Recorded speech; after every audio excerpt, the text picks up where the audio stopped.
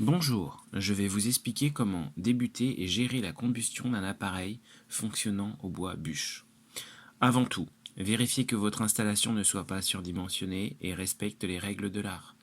Entrée d'air neuf, distance de sécurité, dimensionnement du conduit de fumée, etc.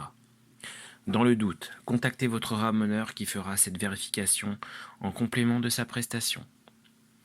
Le bois doit être stocké dans un local ventilé ou stocké à l'extérieur, protégé de la pluie et des remontées d'humidité. Il doit être coupé à la bonne dimension. La bûche doit être fondue pour une meilleure surface d'évaporation. Le plus sec possible, à moins de 20% d'humidité à cœur. Pour l'allumage de votre combustion, vous aurez besoin d'un allume-feu et des briquettes de bois d'allumage. La disposition de votre combustible doit se faire ainsi. D'abord, vous positionnez vos bûches sur la solfoyère, puis votre allume-feu. Ensuite, vous placez les briquettes afin de construire une petite tour. Cette disposition permettra de gérer convenablement les 3 phases de combustion: séchage, pyrolyse et oxydation. Votre kit d'allumage est prêt. Vous pouvez désormais éclairer votre allume-feu, ce qui fera brûler les briquettes, permettant ainsi de chauffer votre conduit. La masse volumique de l'air chaud étant plus légère que l'air froid, vous allez créer le phénomène de tirage.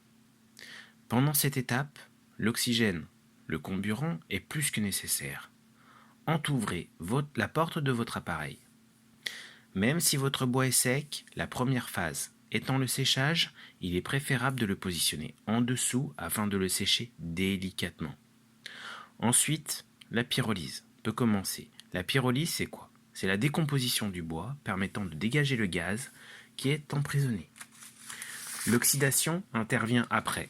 L'oxydation, c'est la réaction chimique entre le gaz de pyrolyse et l'oxygène, dans un premier temps, puis dans un second temps, entre le charbon de bois et l'oxygène.